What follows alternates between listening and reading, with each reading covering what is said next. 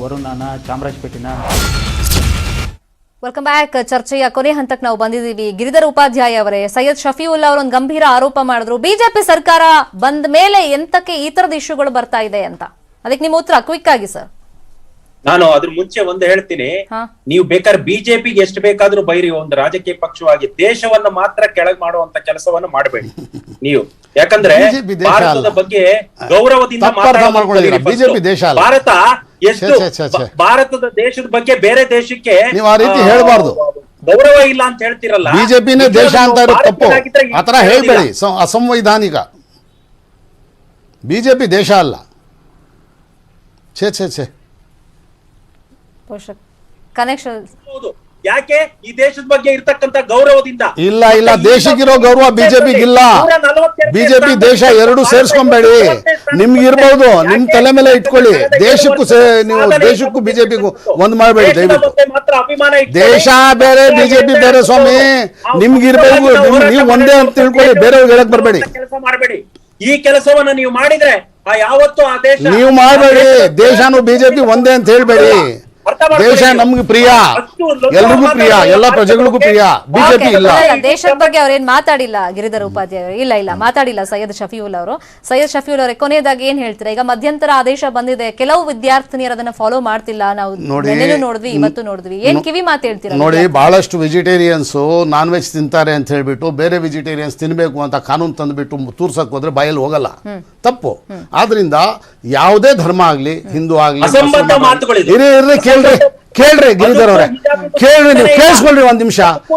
ಯಾವುದೇ ಧರ್ಮ ಆಗ್ಲಿ ಬೇರೆ ಧರ್ಮದವರು ಮೂಗ್ ತೋರಿಸೋದು ನಮ್ಮ ಭಾರತದ ಸಂವಿಧಾನಕ್ಕೆ ವಿರೋಧ ಅಂತ ಮಾಡಬಾರ್ದು.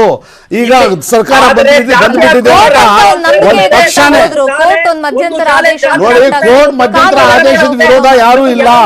ಕೋರ್ಟ್ ಅಲ್ಲೇ ಹೋರಾಟ ಮಾಡಿ ತನ್ನ ಹಕ್ಕನ್ನ ಪಡ್ಕೊಳ್ತಾರೆ. ಮುಸ್ಲಿಂ ಹೆಣ್ಮಕ್ಳು ಅವ್ರಿಗೆ ಸಿಕ್ಕಿರೋ ಹಕ್ಕನ್ನ ಪಡ್ಕೊಳ್ತಾರೆ. ಅಲ್ಲ, ಈ ರೀತಿ ಅಂತ ಕೋರ್ಟ್ ಹೇಳಿದೆ, ಇದು ಮಾಡ್ಲೇಬೇಕು ಅಂತ ಕೋರ್ಟ್ ಹೇಳಿಲ್ಲ. ಅವ್ರ ಮನೆಯಲ್ಲಿ ಇದ್ರೆ ಏನು ಕೋರ್ಟ್ ವಿರೋಧ ಇಲ್ಲ. ಅದು ಕೋರ್ಟ್ ವಿರೋಧ ಅಂತ ತಿಳ್ಕೊಂಬಾರ್ದು. ಆಮೇಲೆ ಯಾವುದೇ ಧರ್ಮದಲ್ಲಿ ಇನ್ನೊಂದು ಧರ್ಮದವರು ಮೂಗ್ ತೋರಿಸೋದು ಇದು ಬಿಜೆಪಿಯ ಒಂದು ನಡವಳಿಕೆ. ಇದನ್ನ ಬಿಡಬೇಕು. ಯಾವುದೇ ಧರ್ಮ ಆಗಲಿ ಬೇರೆ ಧರ್ಮದವ್ರಿಗೆ ಕಲಿಸ್ಕೊಳ್ಳೋದಕ್ಕೆ ಆಗೋದಿಲ್ಲ. ಯಾವ ದಾಸ ಬಾರಯ್ಯ ಇಲ್ಲಿ ದೊಣ್ಣೆ ನಾಯಕ ಅಂತ ಯಾರು ಕರೆದಿಲ್ಲ. ಯಾರು ಬಂದು ನಮ್ ಇಸ್ಲಾಂ ಹೆಂಗಿದೆ ಅಂತ ನಮ್ಮ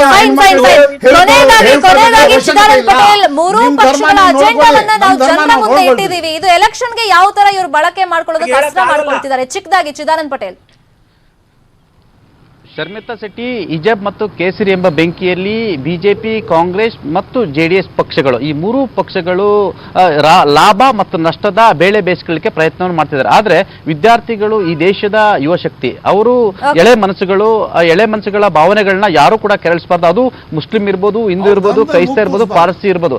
ಇದು ಅಪಾಯಕಾರಿ ವಿಚಾರ. ಹಾಗಾಗಿ ಈ ಒಂದು ಧರ್ಮ ಸೂಕ್ಷ್ಮ ವಿಚಾರದಲ್ಲಿ ಎಲ್ಲರೂ ಕೂಡ ಪ್ರಬುದ್ಧತೆಯಿಂದ ನಡ್ಕೊಳ್ಳುವಂಥದ್ದು ಅತ್ಯಗತ್ಯ ಅನ್ನೋದು ಇಲ್ಲಿ ಪ್ರಮುಖವಾದ ವಿಚಾರ ಅಂತ ಹೇಳ್ಬೋದು. Thank you so much Giridhar ಉಪಾಧ್ಯಾಯರು ನಮ್ಮ ಜೊತೆ ಜಾಯ್ನ್ ಆಗಿದ್ದಕ್ಕೆ. Thank you so much Syed Shafiulla ಅವರೇ ನಮ್ಮ ಜೊತೆ ಡಿಸ್ಕಷನ್ ಅಲ್ಲಿ ಜಾಯ್ನ್ ಆಗಿದ್ದಕ್ಕೆ. Thank you so much Chidanand Patel ಇಷ್ಟು ತನಕ ನಮ್ಮ ಜೊತೆ ಜಾಯ್ನ್ ಆಗಿದ್ದಕ್ಕೆ, ವಿಶ್ಲೇಷಣೆಯನ್ನ ಮಾಡಿದ್ದಕ್ಕೆ.